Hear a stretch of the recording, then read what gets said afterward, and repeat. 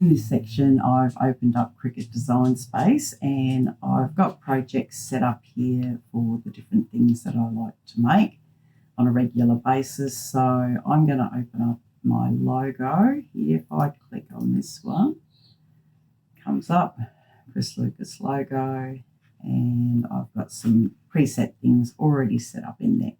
So I'll click Customize so that I can show you a look at how I've got this set up. Okay, over on this side of the screen here, you'll see I've got different groups there. So if I just close these up and I'll make each of them visible here. So in this one here, I've got here, for example, this logo is set at 1.5 inches high. So they're quick little references for me so I know without having to click on it and check anything how high that logo there is. And the same with this one, that's a 1.4 inches high and a 1.3. I just find this makes it really easy for me to work out which logo I might want to use on what project. So it depends on the size of the bag that I'm making as to which size logo I want to do. I can make other sizes as well. All I need to do is I can go onto here and I can just duplicate that one and then move it down here, and I can resize that to make it whatever I happen to want it to be. The little white boxes here, I use these as little cutting guides. So I'm going to show you today, actually I'll just delete this one before I go any further. The one I'm going to use today is this one here. So a little bit harder to read when we get down to the smaller letters, especially the letters in designs. So I've got my actual logo, my name and designs. Sometimes I will eliminate the designs word and I'll just use the Chris Lucas, or sometimes I might just want to use that little logo. I can remove different sections there of my logo and use whatever I like. This little orange box here I've got set up so that this box, let me just ungroup these. Just right click there and click ungroup. This little box here, what I've done is I've cut this box is the size of the actual, like whether it's like leather or vinyl or whatever it is that I want to use, like to adhere the vinyl to. So this logo would get adhered to this piece of material, which might be leather or cork or faux leather or whatever it is. So what I do is I've got this box here behind. You'll see this is a group. So I can hide. So I'll hide my logo. So that's just a plain square box. That's all it is. And I've cut that box to be slightly larger than that, and then I can use the outside edges of this sort of box here to help me line it up with this. So for example, if I bring this to the front, move forward, so I've got that there. When I cut that vinyl, I can center it over the top of that. So if I just go a line and I can just do center, that then will help me align it so that my logo will be perfectly aligned in the middle of this piece of leather or vinyl or whatever it happens to be. I'll just undo that. Just go and using these little arrows, I can undo or I can go back to where I was or back again. So that's that one. So what we're going to do today is I'll hide that one, use that one, and then I'm going to hide that because I'm not using it. This here, I've got a little text box there. I'm not going to be using that, so I just hide that. So that's just my reference piece. The reason I have these cut in two different colours is I'll be using two different materials to cut the logo. So for this one, I'm going to use the heat transfer vinyl. I've got what am I going to use for you today? How about we use actually I might use the black because that will probably show up easier for you. that's a bit boring. So for today's demo, let's go with gold. Let's go gold. And then I will do black. So I can, if I want to, I can change the colour of this material to sort of closely reference whatever it is that I'm using. So if I put black or brown, really doesn't matter. It's just to let Cricut know that we're using a different material for that one.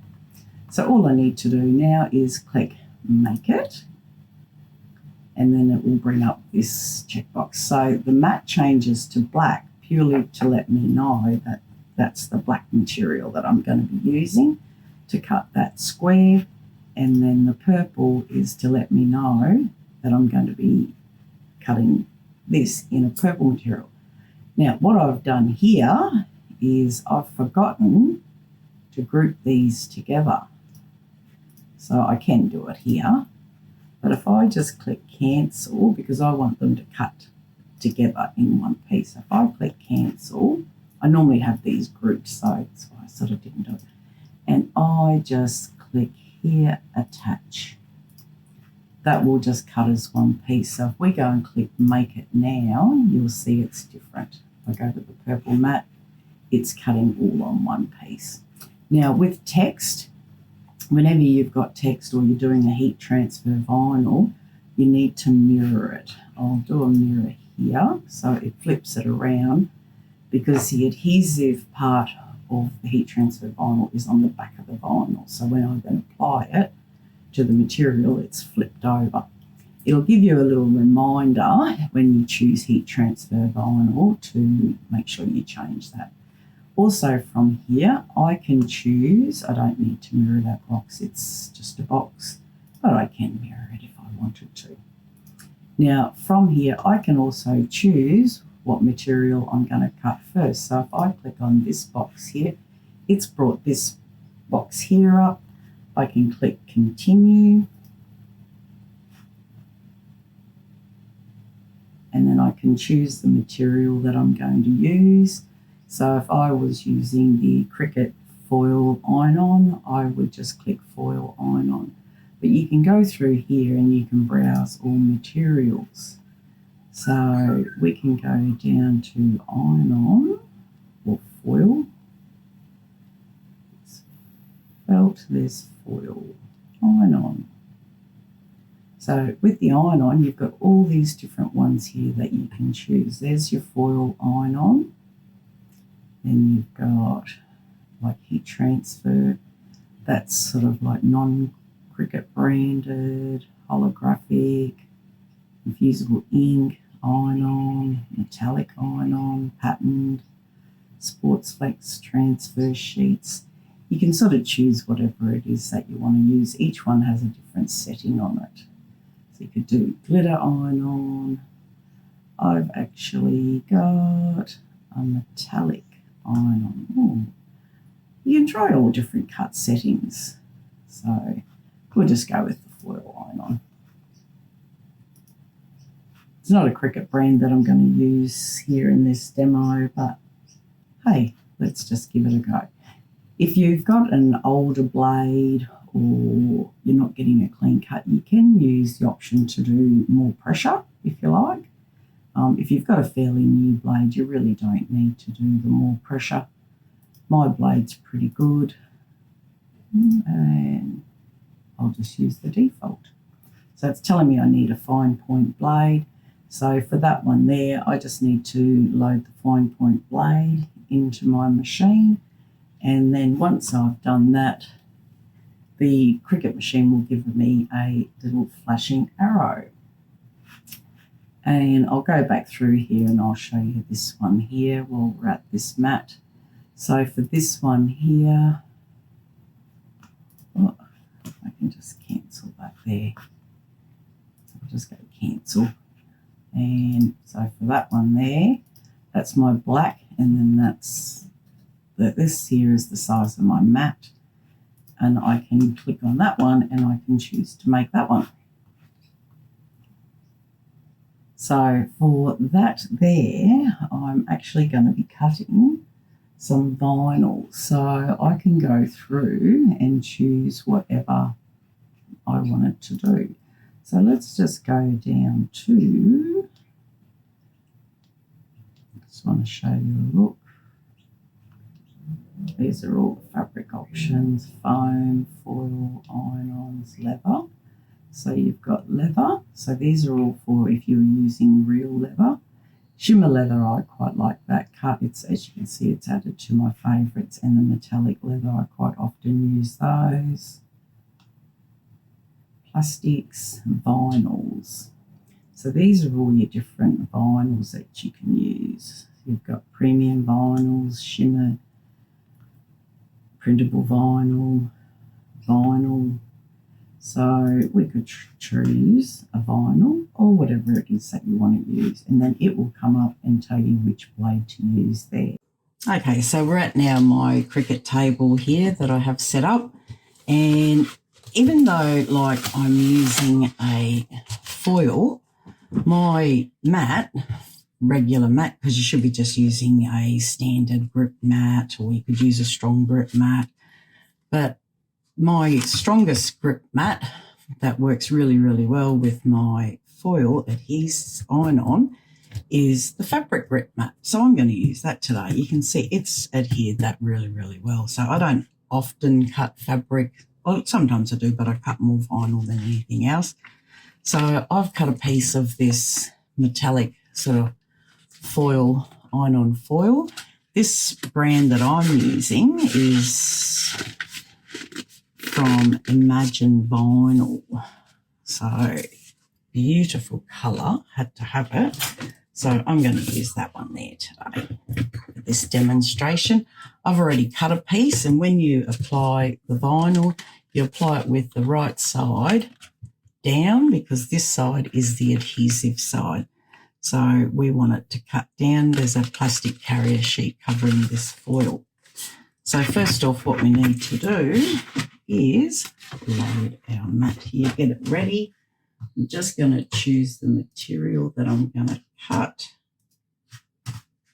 which I showed you before. So we're using the iron-on. Now, one little tip that I can give you when it comes to loading the mat is insert it under these little sort of feeders here, and then I just lightly hold the end of it so that it doesn't feed in and go off center. So just lightly hold it, slight little bit of pressure, but not really that much. I click the flashing go button and load button, I should have said. And now I click the go button, which is the little flashing on there, and it's going to cut away. I'll let this cut in real time just so you can see how long it takes. Generally, when I'm doing a logo, I'm actually doing several at one time. So I might be cutting, there might be like 5 logos that I'm doing at one time. And then I'll do something else while that is doing its thing.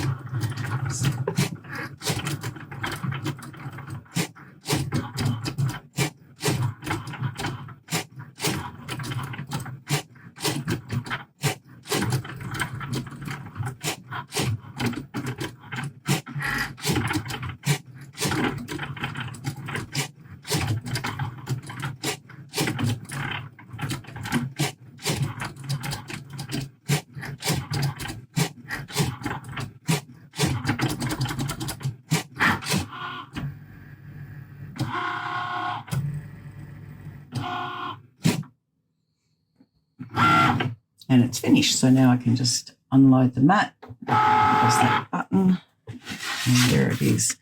So I'll hold that up close so that hopefully you can see where it's cut.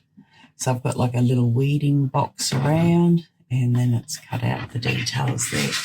So I'll move the camera more overhead, don't mind me, so that you can actually get a better view of the weeding that I do. Some of the letters can be a little tricky because they're quite tiny. So especially the designs word here can be quite quite tiny to weed. I'll grab my little weeding tool. I've got a couple of different ones that I use. I've got a Cricut one and I've also got this brand here. I just use whatever's closest on hand. Now, some of the letters, the main ones for me that can be difficult to weed and when I weed could pull up is my letter I. So sometimes it helps if I just do a bit of a release. So I'm pulling away the vinyl, particularly from those corners, to see if I can give it a little helping hand when it comes time to weeding. I tend to get stuck there. Actually, I'll leave those so that I can show you what I do if they do get stuck. So generally to begin the weeding, I will use this little tool here and I'll pull up a corner and I'll start pulling back the vinyl and I'll just go slowly and I'm holding the vinyl fairly close to that mat. So if anything starts to peel, like any of my letters start to peel up that I don't want to peel, I can sort of push them down. Now, see, like this one here, I might just give that a little helping hand. I usually go a bit faster than this, but I want you to be able to see what I'm doing. See, that little H had lifted up a bit. I'll just use the back of that tool just to give it a little press to settle it back down. I can hold these as I'm going. Everything seems to be fine at the moment. The letter E's can get stuck sometimes here because they've got those little corners, so I can come in and just hold that down. Weeding tiny letters is a little bit tricky. If you use a cursive font, it is so much easier because with a cursive font, you can have all the letters joining. So that makes it a much easier font to peel. But these little block letters like these can be tricky. So I've lost my little I there, so I'm just pulling that back down, using this little weeding tool, and I'm holding the I down, coming in from behind and giving that a little bit more grip. Sometimes it helps if I come around from a different angle as well. So the bigger letters here, they're much easier. So I can come through, weed this bit. It's pretty big. Give that one a little helping hand. I can cut off some of this bulk if it's in my way, but I find it's pretty all right. Again there. I also find the temperature in my room when I'm weeding makes a difference. I find when it's hotter in here, it makes it more difficult to weed. Just holding that little S down. And different vinyls are harder to weed as well. Secure that one down. I do find a lot of times the Cricut brand can be a little easier to weed than other brands, but I just find a way to make it work. It's going all right there so far. Might take me a few minutes to do, but it's still cheaper than buying metal gnome plates and having to import them. And I can change them and use whatever colours I like. I can personalise projects. I've just got so much more freedom. This little N's playing havoc. Designs, as you can see, the word designs is my trickiest word. So sometimes when I'm doing a smaller logo, I'll just leave the designs off, because if I'm doing a smaller logo, generally it's because I don't have as much space, or the bigger logo just doesn't suit the project. So I'll just leave the designs off and just have my name and the actual logo part. That one there's moved a little bit. That's all right. I've got him. Don't mind a little challenge. Got him. The little eye stayed on that one. Oh, that's because I pre-weeded that bit there, I think. That was the top of the S. Grab it from this side. And I got him. We're looking pretty good. Now I'm back to sort of more just weeding these letters here. And you can see the bigger the letters, the easier it is to weed. It's just this little word here that's my tricky one. So now I've got the centres of the letters to weed out. So I've got the centre of the R. So I'll grab that and pull that out. I've got the centre of the D. I still need to be careful on these little letters that I don't remove the letter when I'm doing that. Got that one. If that looks like it's moved a bit, I can just move him back over. And then this is my tricky one here, the A. The centre of the A is really tiny. Like I could choose a different font for my logo, but I really like this font. I had my logo designed initially by a graphic designer, and he sort of customised everything there for me, and I sort of really like it. Done a couple of little tweaks. I use Adobe Illustrator and I edited a little bit. I'm just pulling that up. My little weeding tool's got a dint on the end. And that one's done. So I can take that off the mat. I could have weeded it off the mat, but I thought having the mat there might make it easier for you to see. So if I lift this off, I can save this piece for another time here because I can easily do another logo. Only needs small scraps. So that's the back. And then there's the front of the logo. And you can see now I can position a material behind there and it will fit on it perfectly. I'll put it on the back of there just so you can see that.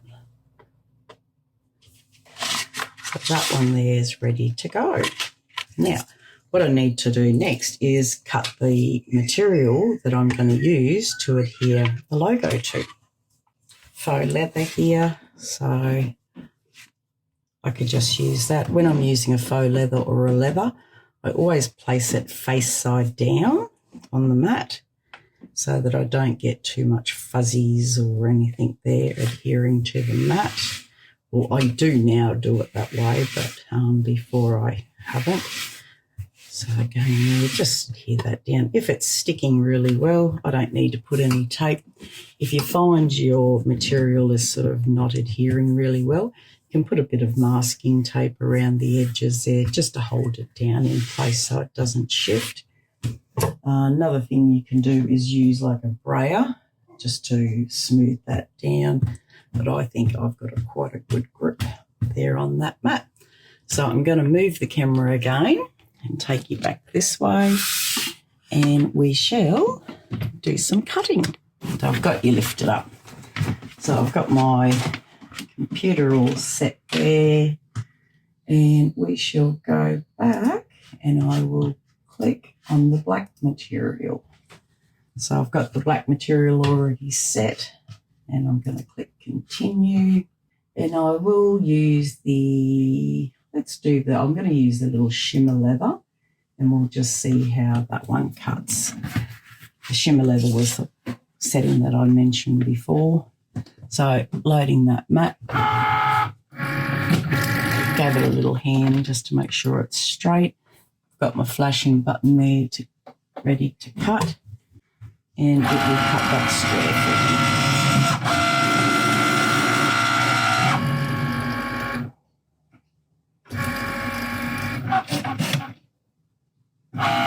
And then normally I would have a bigger piece of material on the mat here, and I would be cutting several labels at one time. Or if I'm doing a one-off project, so I do a lot of custom work, I would be just doing one logo at a time specifically to suit that project. Hence why custom designs are more expensive. There's a lot more time taken there. So I shall remove that, and there's my perfectly trimmed panel. Now you can make this shape any shape that you like. Like sometimes I'll do rounded corners. Now a good way to get your materials off without sort of stretching materials is bend your mat over and just remove the material. It puts no strain on the leather or the vinyl or whatever it happens to be that you're cutting. So now let's grab that. Put this mat over on the opposite side so you can see clearly. Actually, that's clear. So there's the vinyl. I'll move the camera down again for you. So that's the piece of vinyl that we've got, and there's our logo. So what I can do is I can just position this over the top and get that centered so that it looks pretty even visually to me. Give it a little tweak. I can make that bounding box a bit smaller. Main thing is I just want to make sure that the bottom, the sides are centered, and I've got sort of a fairly even amount around.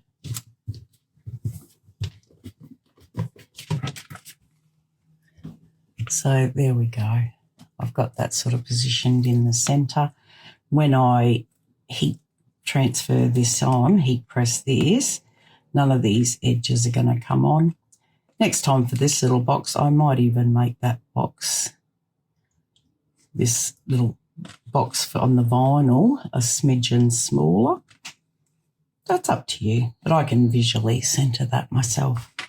And that sort of will adhere. Just giving it a little press down, it will adhere to the material there and it'll stay in place until we go and press it. Okay, we'll go over and we will press this on. Now I'm at the pressing station. I've got my little mini iron. I don't have a Cricut mini press. I haven't found the need to. I find that the setting that I use for this one is if I just put it on the wool setting, that generally works really well. There's reference charts on the Cricut website for pressing, and I'll just look at the different temperatures that they use for a Cricut pressing machine, and I'll go by those. Now, this vinyl here, I don't need that. So what I can do is I'm going to trim away that, but I'm still going to leave that little bit of a bounding box around the edge. And then I'll show you how I work with that. I could just have cut a smaller little double box and that would already be done for me. Okay, now, good old baking paper is my best friend when it comes to pressing. It's nice and smooth, and let's take it off. It doesn't adhere any of the vinyl to my mat. It's all protected, and I'll just center this over that little box there. Oops, if I hold it up and do this, that's pretty good. So I've got that centered there. I'll just bring you over and give you a little bit of a closer look. So that's that. Sit you back down there. Now, I think my iron is probably preheated enough there. Now, on the Cricut site, it generally says to hold this for about 15 seconds initially. So I can just put my iron over the top of that and I'll just hold it there for, I can count 1, 2, 3, 4, 5, 6, 7, 8, 9, 10, 11, 12, 13, 14, 15. And then what I'll do is, because this is rather a thin vinyl, I'm going to check it before I actually lift it off. So it should be a cool peel. So that's really quite hot to touch. So I'll just let that cool off a little bit. I'll hold that up and I'll show you a look. So that's how it's looking so far. This vinyl here has adhered to that paper. So everything's sort of holding in place there and not moving on me. Now if I want to cool this down a bit quicker, I'll often put it on a cool surface there and just move it around, get it to cool down quicker. So sometimes we can be impatient. It is worth cooling it down. Some materials peel better when they're warm. Some materials like it cold here. Okay, so now what I will do is I'll lift up one of these corners here.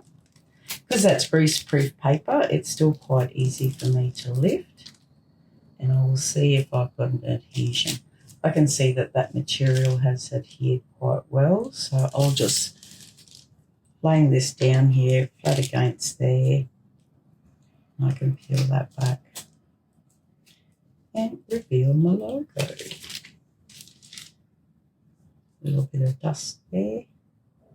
Now I know that I've got a good adhesion if I can start to see the texture of whatever it is I've put my logo onto through the vinyl.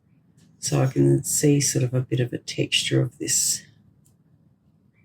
vinyl there. So, but to make sure I have got a good adhesion, what I like to do is I'll turn that upside down, put that on over the top there, and then I'll just hold that and give that maybe like 5 seconds or something.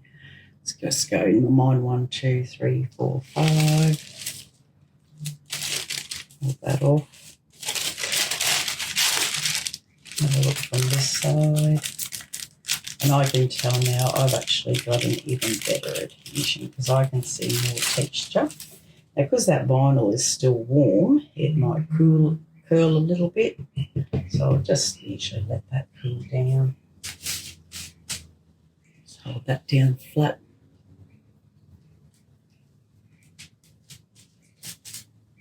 And there we go. We've got a beautiful logo. And I can see that that's got really, really good adhesion. Looks good. So I hope that little video helps. I'll grab a bag and I'll show you a look at a couple of examples. So there's one there with the logo on there. These are little zipper pouches I've made for a Mother's Day sale that's coming up. So that one there is quite cute. Love that print. And then I've used a coordinating vinyl there. And I've just stitched it on to the vinyl with a little top stitching there. There's another one I've done. This one I've done the silver. Matches the hardware. So that's that one. The pink would have looked gorgeous too. And this one here, I've done like with a holographic iron on. So it changes, it's got the blues and then you'll see some pinks, sort of pinky purple and that in there as well. Really pretty. So they're unique, they're one of a kind. And I just love being able to make them whatever colours, whatever backgrounds I want. So I can just also just apply, like if I just had a plain black zipper pouch or handbag or something like that, even if it was a black bag or a different colour, it doesn't really matter what colour it is, I can just apply that logo directly to the bag. I don't have to put it onto this little patch here. So I've done quite a few bags like that as well. I'm just attaching my logos on here. So I've got to stitch these down. I've adhered them on and now I just need to stitch them down. I just thought I'd show you a look at how I do that. So I generally do like roughly about 1/8 of an inch seam allowance. And for this, I've got my stitch length set for a 2.5. So I've got some long thread tails there. I still always start with my needle down, and now my ultimate aim is to sew a straight line. When I get close to the corner, I have a look to see how far I've got, and I think I can take one more stitch. It might look like it's going to go over, and when that's go over the edge here, when that happens, I don't put my needle all the way down and I just bring it back, keeping it straight, lift my foot slightly and bring it back and then put the needle down. And then I turn the corner. And then off we go again. Again there, that might be just a smidgen close. Needle down and just bring it back just a smidgen so that I've sort of still got that 1/8 of an inch seam allowance. Keep going.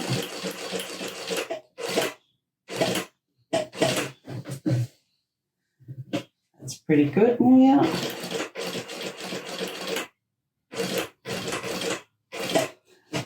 I thought I'll do all these all at the same time because I've put the black thread in the machine, so I wanted to keep it consistent. I do like to go over one stitch and then I'll go back one stitch. Pull my threads up and cut off those little tails.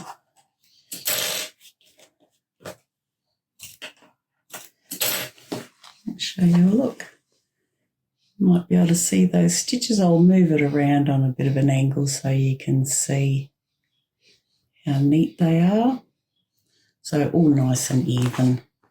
And there it is on the back.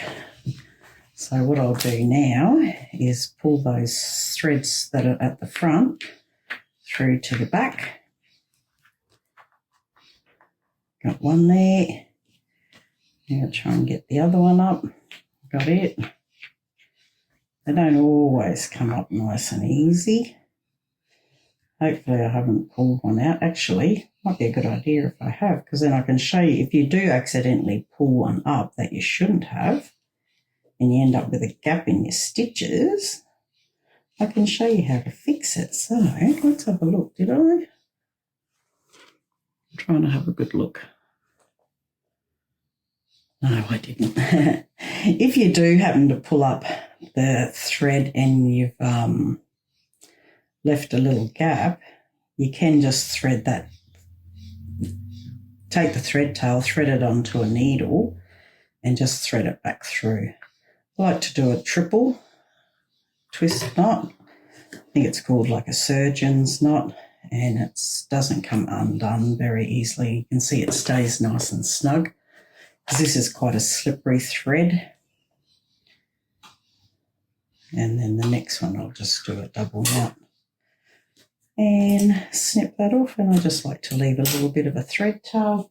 Sometimes too, I'll if I want to make sure that that knot doesn't come undone, I have my glue handy, and then I'll just add a little smear of glue on that, and that'll secure those threads down. And that's it. There's one done. Looks gorgeous. And here's some examples where I've used the logo on some of the bags that I've made. Thank you for watching, and be sure to subscribe if you want to see more videos. Love to share more how-to videos with you. Bye.